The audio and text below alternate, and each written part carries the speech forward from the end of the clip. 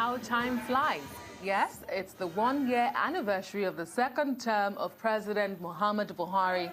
So 5 years on the saddle. How has the Buhari presidency fared so far as regards the economy, security, and the fight against corruption? Presidential spokesperson Femi Adesina joins us now live from our Abuja studios. Thank you so much for joining us on Arise Newsday, Mr. Femi Adesina. Great to have you. Thank you for joining us today. Thank you. Let me begin by asking you to tell us yourself, what have been the achievements of the President Muhammadu Buhari administration? It's been 5 years on. Yeah, quite a lot. Just yesterday, we rolled out what we call the fact sheet of the Muhammadu Buhari administration in the past 5 years, and it covers all the sectors: security, agriculture, economy, diplomatic relations, anti-corruption, everything. It's a wide gamut.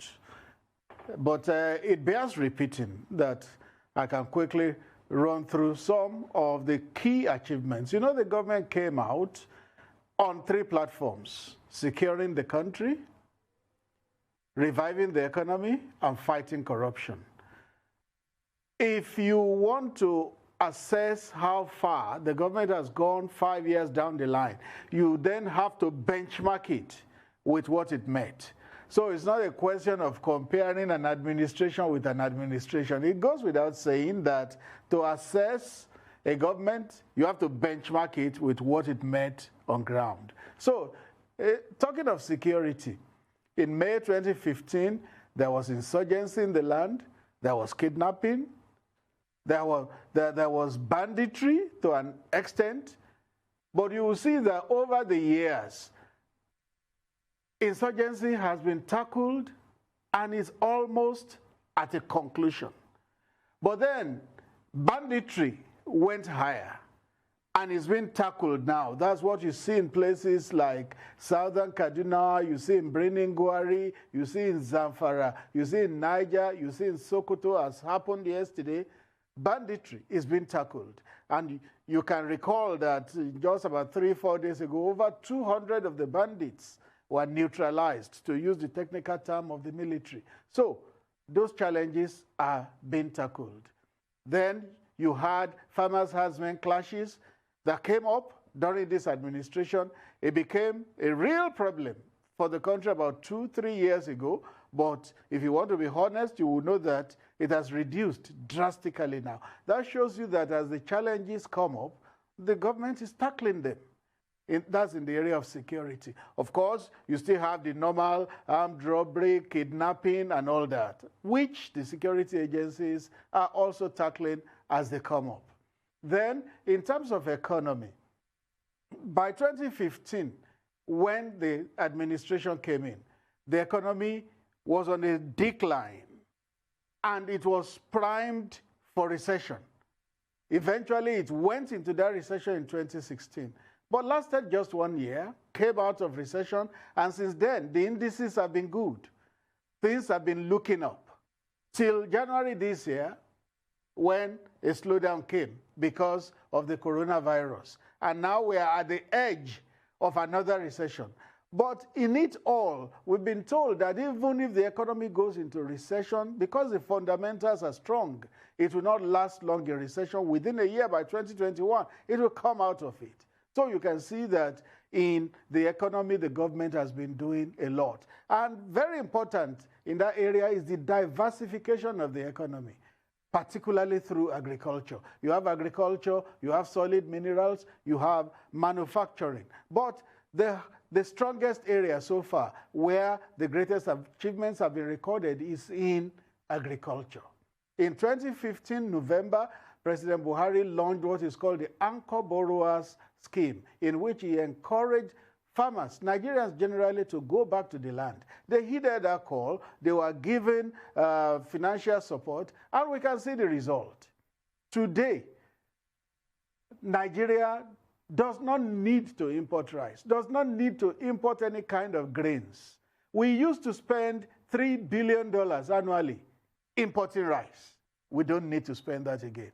There was a time we were importing beans from Burkina Faso. We don't need to do that again. In fact, Nigeria does not need to import any type of grains again. If we were still importing and coronavirus came, you had all international borders closed and you had a decline in revenue. What will Nigerians have done? You wouldn't be able to bring in food, even if you had the finances to do. All international borders were closed. But see all the palliatives being rolled out. See the bags of rice, heaps and heaps of rice. It's because Nigerians went back to the land.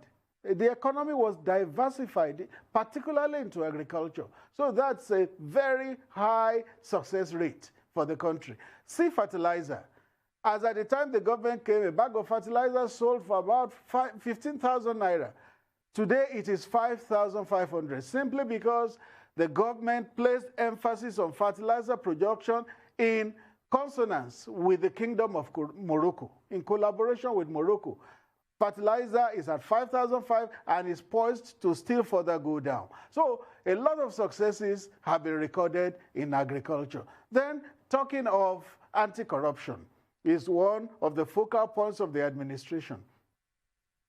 If you look at that fact sheet that we released yesterday, you will see a long chronicle of financial recoveries, people who have been jailed, and people who are standing trial. It shows you that anti-corruption is being taken serious by this administration and is recording a lot of successes. Those are the three focal areas the government set out for itself. Then if you want to talk about infrastructure, you know that is a different ball game completely. In fact, by the time the administration exits in 2023, infrastructure will be one of its strongest points. You'll be talking of roads, you'll be talking of rail, you'll be talking of airports, you'll even be talking of power.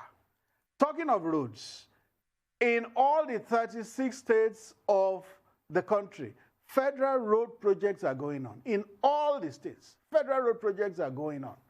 You have roads that have been abandoned for decades, that have been awarded, and work is going on.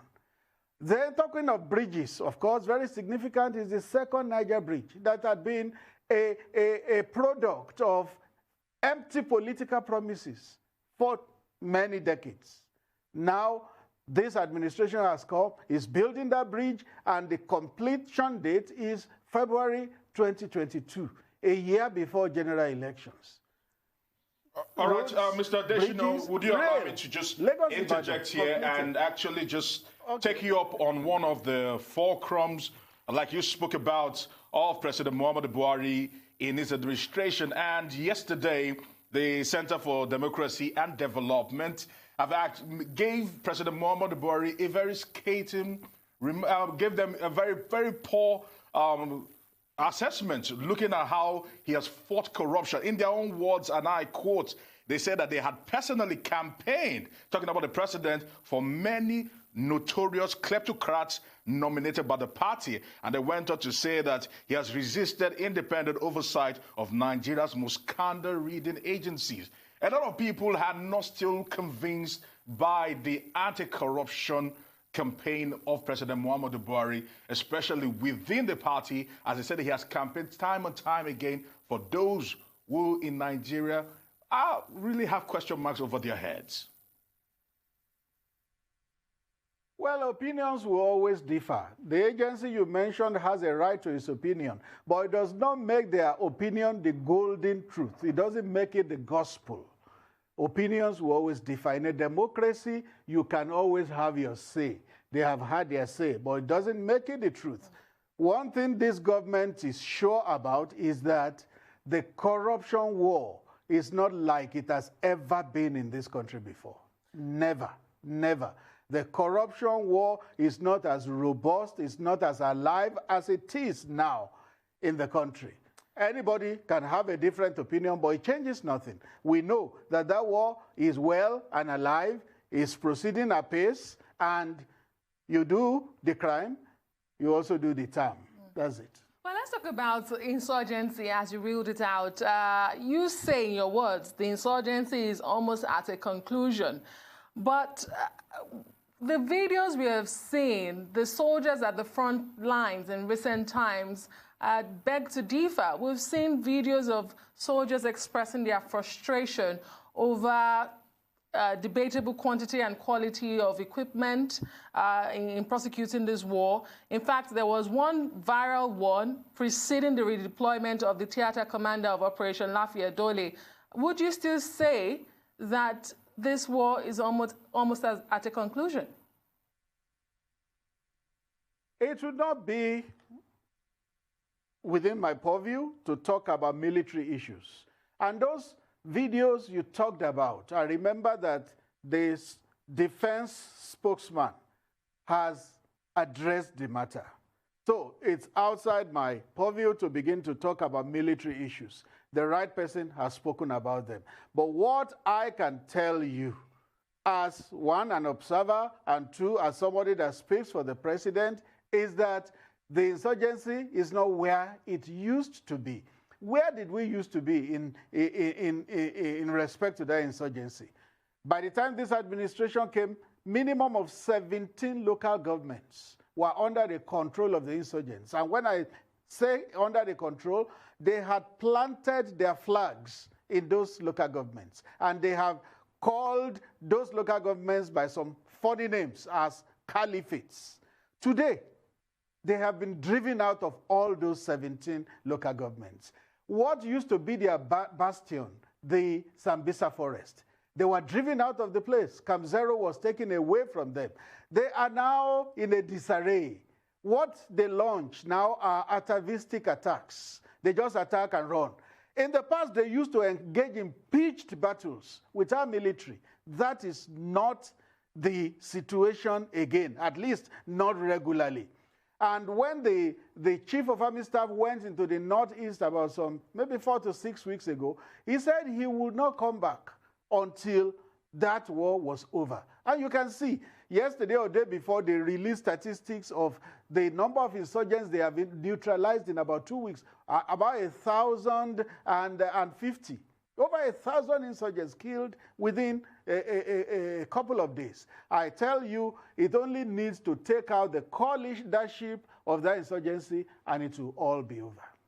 All right, Mr. Adesina, still sticking to security, a lot of people have accused the presidency of living in a bubble when you're talking about security and the fight to actually, the fight to win this security battle we actually see in Nigeria. The truth now is this: we've seen it actually transit from insurgency into banditry, like we're seeing right now actually play out in Nigeria. Some people are saying they don't still feel safe in Nigeria, but the presidency has refused to accept that fact and still insisting that the reality on ground is that they are winning this fight. Meanwhile, the people and those, especially those in those areas, are saying that's not the case. Well, the two are actually different. They are both criminality. Insurgency is criminality, banditry is criminality. People behind them are all criminals. In fact, you can use the terms interchangeably. The insurgents are bandits, and the bandits themselves are insurgents. But we also know that there is a dividing line. In the northeast of the country, people who say they want to enthrone a kind of religious governance, theocracy in the country, they are the insurgents. They have their targets and they have their motives. The bandits are those who operate purely for pecuniary reasons.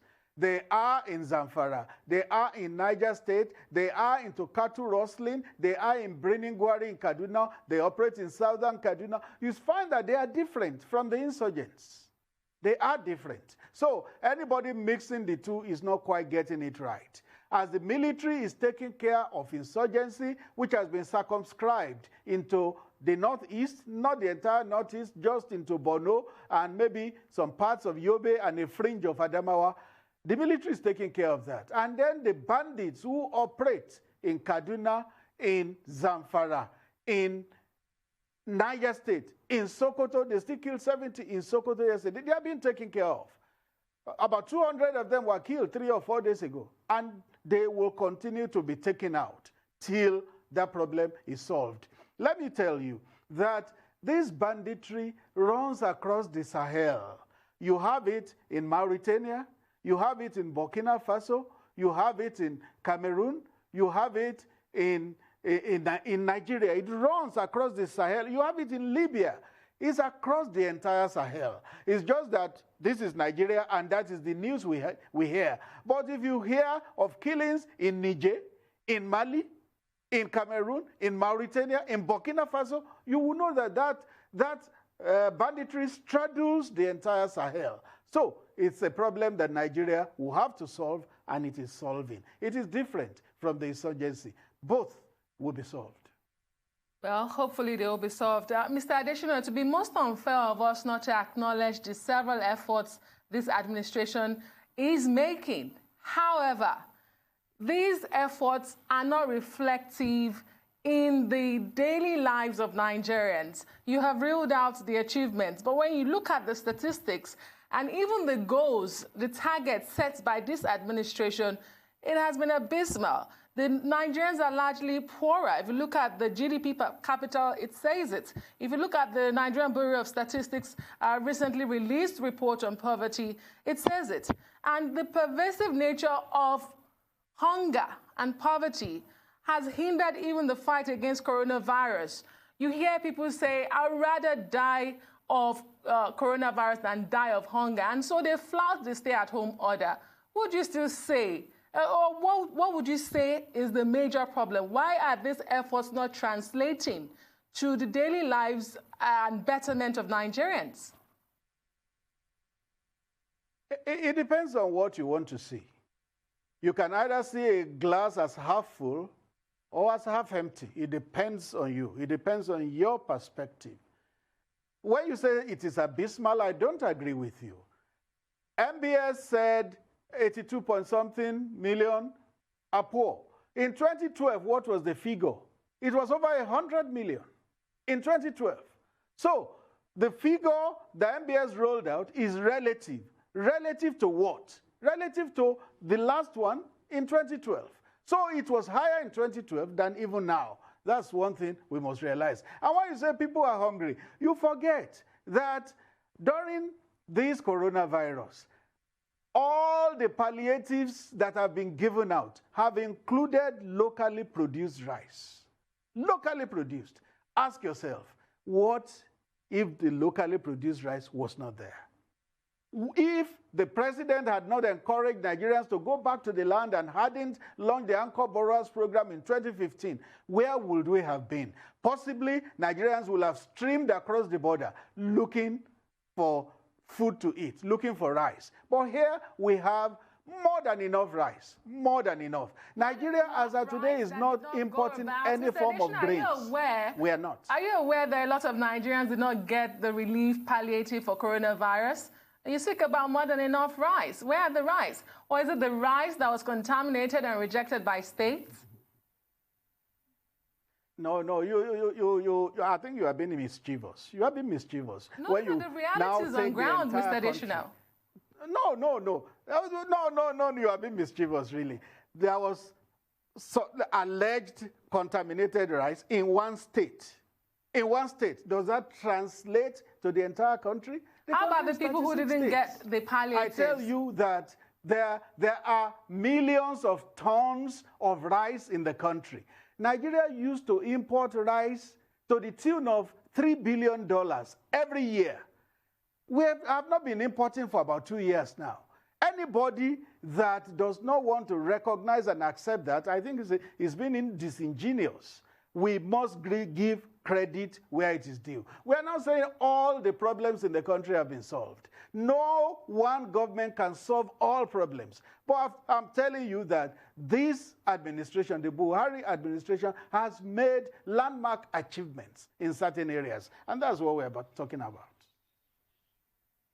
Okay, you say they've made landmark achievements. If you were to explain further, because she started with a question. She started with a question concerning the poverty index in Nigeria. When you actually look at it, a lot of people have actually described Nigeria as the poverty capital of the world. As a matter of fact, they say that 94.4 million people are still living in poverty, and 3 million was added to that in a space of 6 months. And this was a review that was done just 5 months ago. So you look at all this, and you say to yourself, for the average man on the street, and with COVID-19 even heightening some of these major factors, you say it's subjective. It could be half full, half empty. But for some Nigerians, this is a reality that things are not good and things are not looking like it will get better. No, it depends on how you see things. I've told you there was a time, I think 2020 or thereabout, the number of people living in poverty in Nigeria was given at 112 million. Now you just mentioned 92. 94. I think the MBS mentioned 80-something million. I said 94.4 to be corrected. Okay. Compare that to 112 that was mentioned some years before. Are we getting better or getting worse? No, but Mr. Adesina, if you were to quote that report, it says that 3 million have been added to that number already. Let me speak.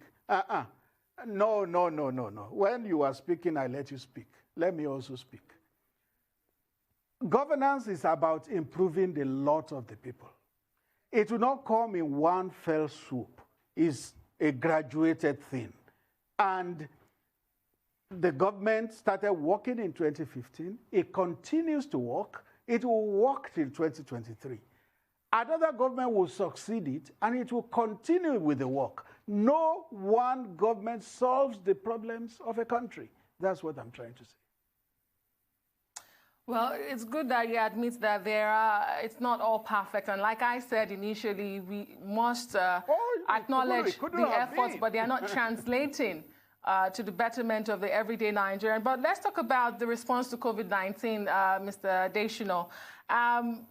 What do you have to say to critics who say the government has talked so much about tackling the virus, especially with non-medical interventions such as wearing of face masks and washing of hands, but they say the president has never worn a mask while receiving guests or even in public, like we saw him during the prayers of Eid al-Fitr. Does the president worry that this may be counterproductive to the message of his health authorities? Not exactly. Not exactly. The president has his reasons for not wearing, and you just have to accept it that way. That's all I'll say. Would you like to share those reasons with us? No, they are private to him. But you know that anybody and everybody with him at any given time will wear masks. Okay. That is safe enough.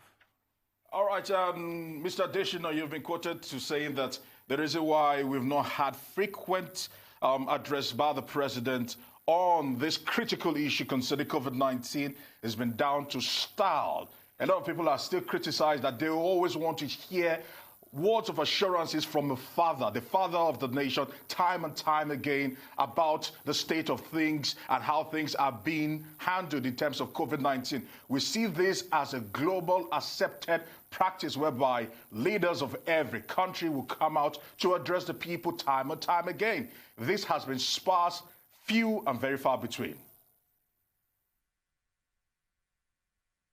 That pandemic started as an epidemic in Wuhan, China, till they got over it.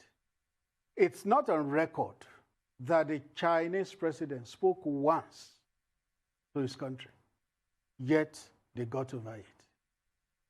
Within the space of 1 month, the president made 3 broadcasts speaking to the country.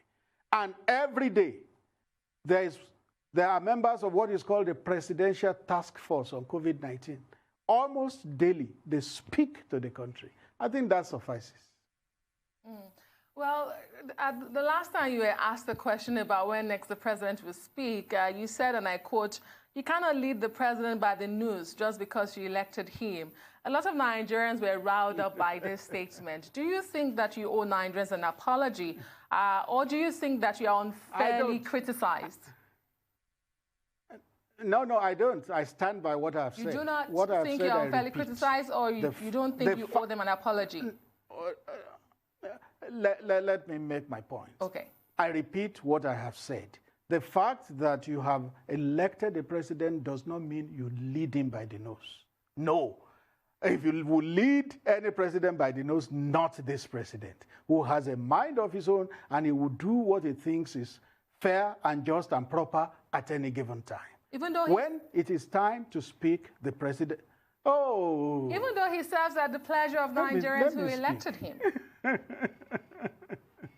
Let me speak. Okay. The fact that you are going back to what I've said. The fact that you have elected a man does not mean you begin to order him around. That's what I'm telling you. That's what I'm telling you. It's not done. There are presidents all over the world who have not even spoken once to their countries during this pandemic. Our president spoke 3 times in a month. Yet, a week after it, they are saying, come out and speak to us. Come out and speak to us. Who does that? Who speaks to his president in that way? We must respect whoever we have elected as our president. All right, Mr. Adesina, a candid assessment from the presidency in regards to COVID-19. How will the presidency, how are they viewing the COVID-19 pandemic in Nigeria? And where do we stand at the moment? Thank you. You will recall that before the index case happened in Nigeria on February 27 this year, a clear month before it, the national response had been articulated. A clear month before the index case, the national response had been articulated. And that response is what we still flow with now. There is a presidential task force on COVID-19. There is the Nigerian Center for Disease Control. There is the Ministry of Health.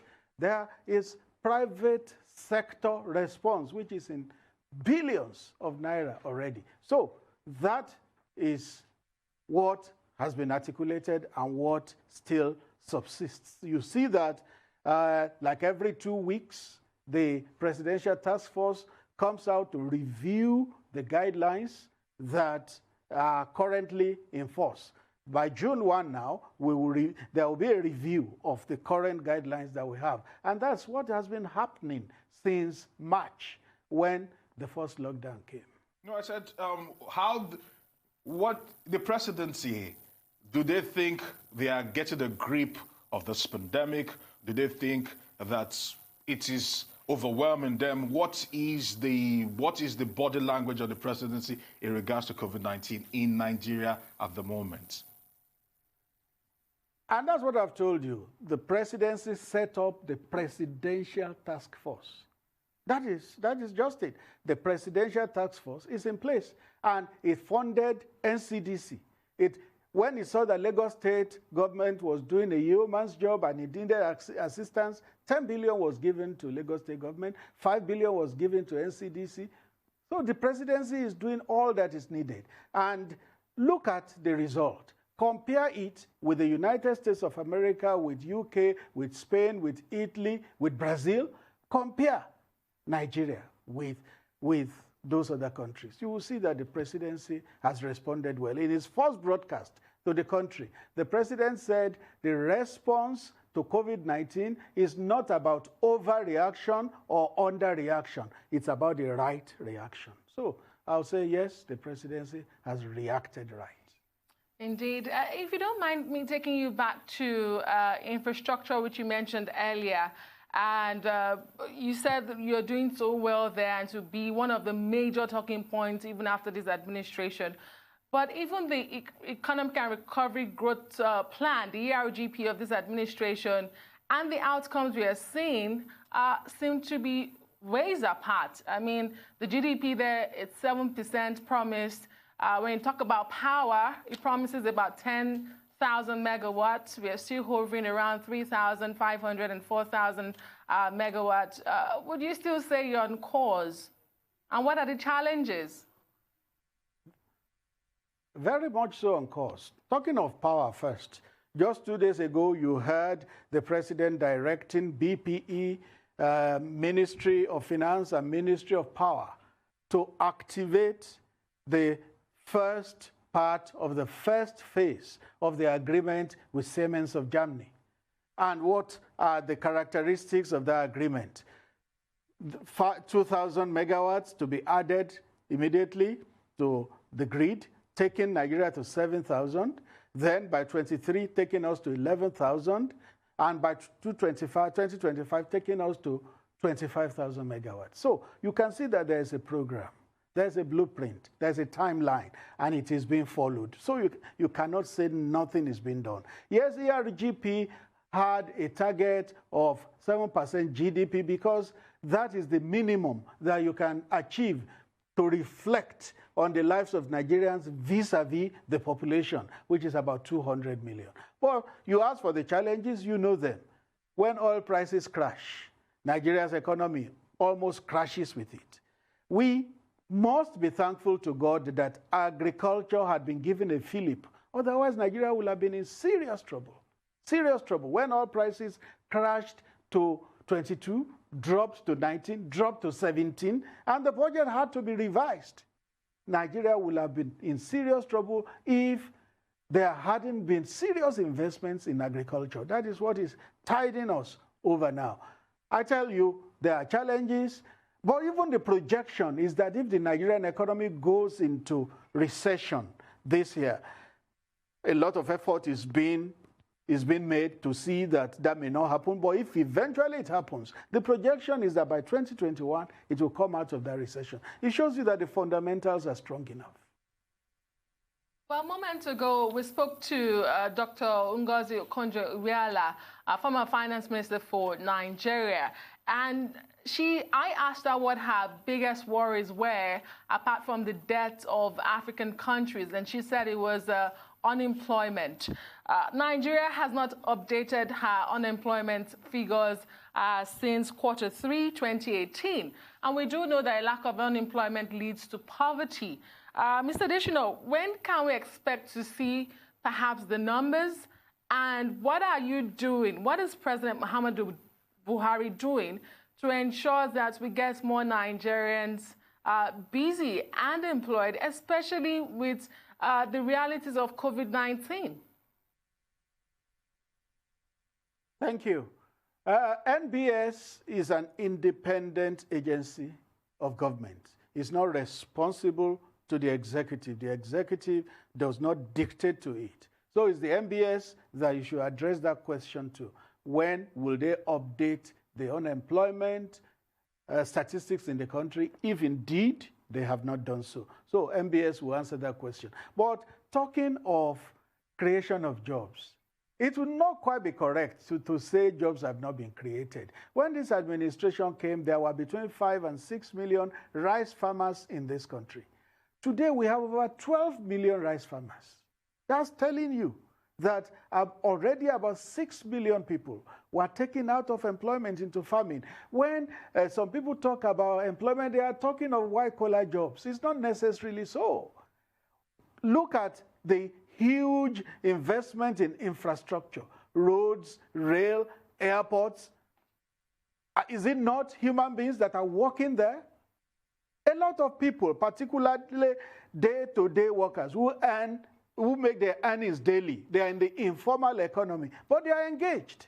They are engaged. So as the economy responds to policies and programs, you find that it also redounds to job creation. The issue of unemployment is not static. It responds to policies and programs of the government. All right, Mr. Adesina, the president has taken more foreign loans in the last 5 years. Now we've seen the PDP taking 16 years. Of course, we know that, of course, he just asked for another 5.5 billion. And we know that, of course, as at 2015, May of 2015, to be very precise, all right, the number of our foreign debts stood at 7 billion. And at the moment, it is well over 30 billion. And a lot of people are scared and worried that probably the future generation might have quite a lot in their hands. Let me start from the PDP, where you mentioned. The PDP was in power for 16 years. During those 16 years, oil prices were fairly stable. In fact, in the last 3-4 years of that administration, oil prices went as high as $143 per barrel. And it stabilized at $100 per barrel for a long time. Ask yourself, what happened to all that money? What happened to that money? Because by the time that party left government, excess crude account was drawn down. Federation account drawn down, external reserves, you had just 29.5 billion in it. If they had warehoused and husbanded the revenue, humongous revenue of those years well, Nigeria would not need to take loan. And don't forget that before that party left power, they were already taking loans to pay salaries. You mentioned Dr. Okonjo-Iweala just now. She was the coordinating minister for the economy. She was the one who said that government had no willingness to save. That's number one. And then number two, she was the one who also confessed that they were taking loans to pay salaries. So what happened to all the revenue of $143 per barrel, $100 per barrel for such a lengthy period? If we had been more thrifty and we have been more provident, Nigeria would not need loans because we will be awash with savings. But our government left without any savings. That's one. Number two, yes, we are taking loans, but taking loans is not in itself a crime. Almost all countries of the world take loans. America, that is the biggest economy, takes loans. And the IMF has come out to say that relative to Nigeria's GDP, there is no cause for alarm in the loans she is taking. Our Minister for Finance, Budget, and National Planning has also come out to say that relative to our budget, Nigeria can absorb those loans. So why is the worry? The only time we can worry is when those loans are taken to be put into private pockets. But these are loans taken for development. And we see the results of those development. We see in rails, we see in roads, we see in bridges, we see it will begin to see in power and all that. So there's no cause for alarm because it is said that our GDP is strong enough to accommodate those loans. Okay. The president doesn't work alone. He does have a team that works with him, talking about his ministers and his cabinet. And he did promise after the elections that he would be evaluating performances, unlike what he did in his first term when he was criticized for leaving some non-performing or underperforming ministers. Mr. Adesina, how far are we doing on that front? How is the president assessing the performance of his ministers 1 year after? And we do see some squabbles that are developing in some agencies, some parastatals. How is the presidency reacting to this? Okay, two questions together, but let me take the first one in terms of performance assessment. You said 1 year later, you know, the cabinet was formed in August. The ministers were inaugurated August 21, so they are not even 1 year in office. But until the Federal Executive Council meeting broke off in March due to COVID-19, you had ministers presenting performance reports every meeting. You had 2 ministers at least presenting performance reports at every Federal Executive Council meeting.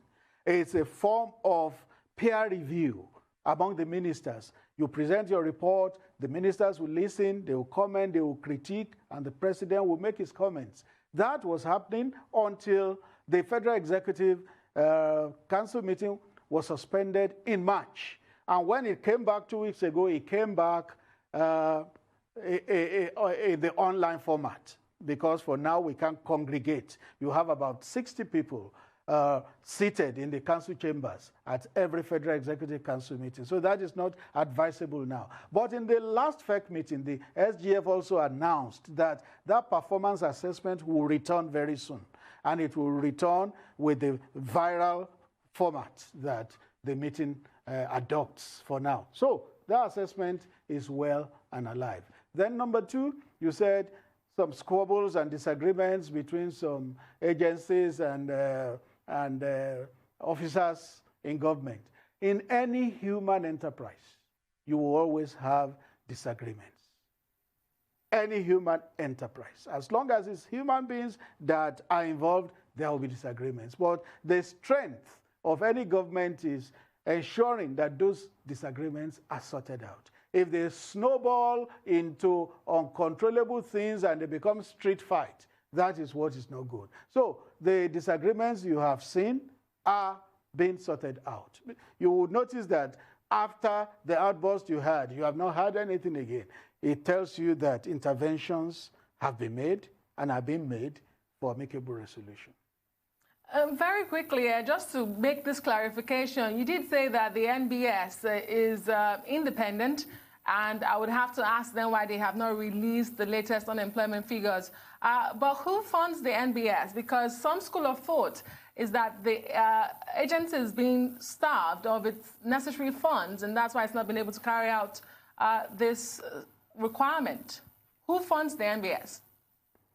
Yes, the MBS is an agency of government, but the nature of this administration is that it does not breathe down the necks of its agencies, particularly agencies that are to have some measure of neutrality.